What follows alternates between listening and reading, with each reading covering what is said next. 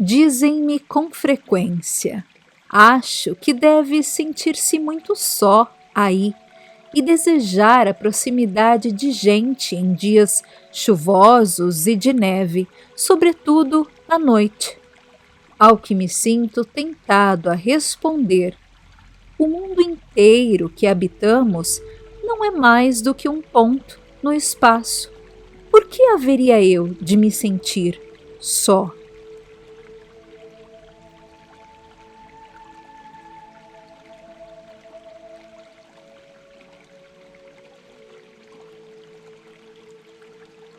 Há algumas semanas peguei um livro de que gosto muito e fui para a floresta reler alguns capítulos. As palavras que vou dividir com você neste vídeo são de Henry David Thoreau e estão justamente na obra que reli há alguns dias na floresta. O título da obra é Walden. Divido com você agora algumas das palavras de Thoreau que estão no livro com a intenção de sugerir a você uma forma diferente de olhar para o tempo que você passa em sua própria companhia. Os trechos que você ouvirá neste vídeo foram escritos por Thoreau durante a sua experiência de viver sozinho em uma cabana na floresta à beira de um lago. Lago esse chamado Walden, que é justamente o título dado ao livro escrito por Thoreau. As palavras que você ouvirá são referentes à experiência de Thoreau vivendo na floresta, isolado, pelo período de 2 anos. Vamos a Thoreau, então. Considero saudável ficar a maior parte do tempo só. Estar em companhia, mesmo com a melhor delas, logo se torna enfadonho e dispersivo. Gosto de ficar sozinho. Nunca encontrei companhia que fosse tão companheira como a solitude. Na maioria das vezes, somos mais solitários quando circulamos entre os homens do que quando permanecemos em nosso quarto. Que tipo de espaço é o que separa um homem de seus semelhantes e o torna solitário? Descobri que nenhum movimento das pernas pode aproximar muito uma mente da outra. De que preferimos viver perto?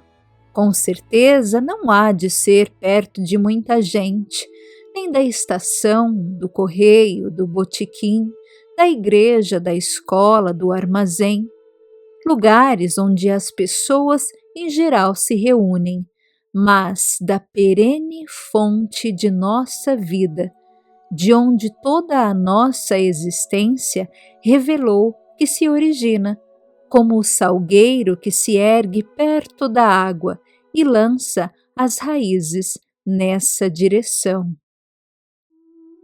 Descobri, por experiência própria, que algumas vezes a mais doce e terna, a mais inocente e animadora companhia pode ser encontrada em qualquer objeto natural, mesmo para o coitado misântropo e o mais melancólico dos homens. Na maioria das vezes, só permitimos que circunstâncias marginais e transitórias estabeleçam nossas oportunidades. Elas são, de fato, a causa da nossa distração. Pertíssimo de todas as coisas está aquela força que lhes modela o ser.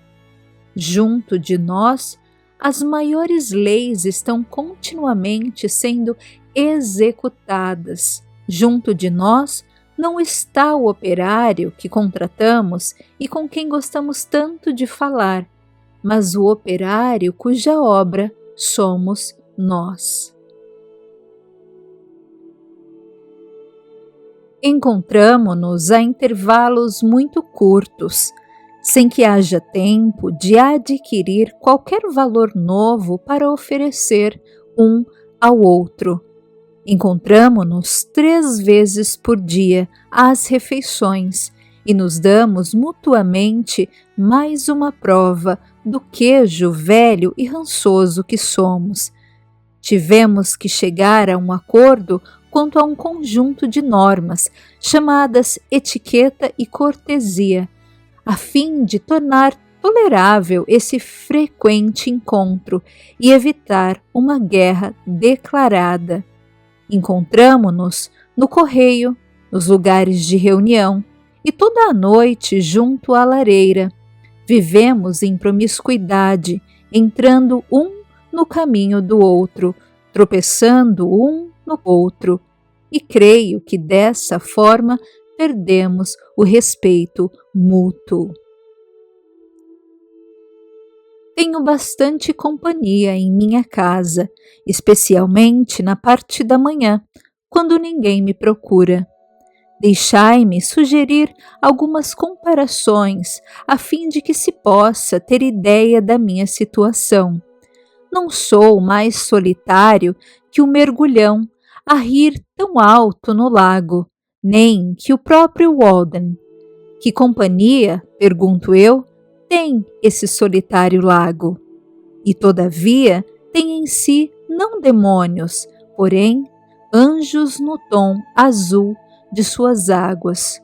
O sol é só, salvo em tempo cerrado, quando às vezes parece ser 2, mas um deles é falso.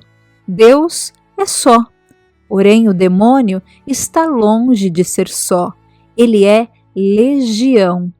Não sou mais solitário que um verbasco ou um dente de leão isolado no pasto, nem que uma folha de vagem, uma azeda, um moscardo ou uma vespa de rodeio. Para a minha panaceia, em vez de um desses frascos de charlatão com mistura retirada do Aqueronte e do Mar Morto, vindos nas compridas e rasas escunas negras com aparência de vagões que vemos às vezes transportando garrafas, deixai-me tomar um trago do ar puro da manhã. É delicioso o entardecer, quando o corpo inteiro é um só sentido e aspira deleite através de cada poro. Com estranha liberdade vou e volto pela natureza, da qual sou parte integrante. Vejam que há uma poesia profunda nas palavras de Thoreau, que transparece sua visão do ato de estar só como um verdadeiro ritual de conexão do homem com ele mesmo e com a natureza que o cerca e o permeia. Não sei como as palavras de Thoreau sobre a solitude chegaram a você, mas lembro da primeira vez que li este capítulo do livro. Que deleite! Foi como se Thoreau tivesse colocado em palavras exatamente como eu me sinto quando estou sozinha contemplando a natureza. Uma sensação grandiosa de conexão, onde a palavra solidão nem parece existir. Que forma mais bela de expressar que não nos sentimos sozinhos quando conseguimos nos conectar com as coisas mais sutis que estão ao nosso redor. Acho importante salientar, entretanto, que mesmo Thoreau, que considerava a solitude algo grandioso, não ignorava o convívio social. No próprio capítulo sobre solitude, Thoreau conta sobre seus encontros com algumas pessoas que viviam na floresta. Ele diz: nos demorados crepúsculos de inverno, quando rápida caía a neve e o vento uivava nos bosques, recebi ocasionais visitas de um velho colono e primitivo proprietário que consta haver escavado o lago Walden e calçado de pedras suas margens, guarnecendo-as com bosques de pinheiros. Ele me conta histórias dos velhos tempos e da nova eternidade. E nós dois conseguimos passar uma noite animada, um amigo espirituoso e sensato, a quem eu quero muito bem. Também mora na minha vizinhança uma senhora idosa, invisível para a maioria das pessoas, e em cujo jardim de ervas aromáticas gosto de passear algumas vezes, juntando plantas medicinais e ouvindo suas fábulas. Quando leio isso, penso que Thoreau amava a solitude, mas também via beleza e riqueza nos encontros mais profundos entre os seres humanos. Acreditava na solitude, inclusive, como uma espécie de fortalecimento da capacidade verdadeira de observar e se conectar.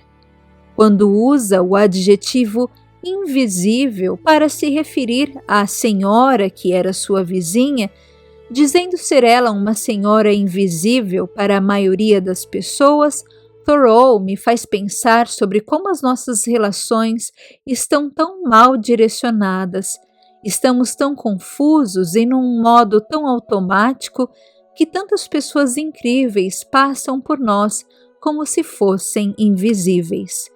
Triste, não é mesmo? Como mencionei anteriormente, Thoreau contemplava a solitude, mas não ignorava o valor que o convívio social também pode ter.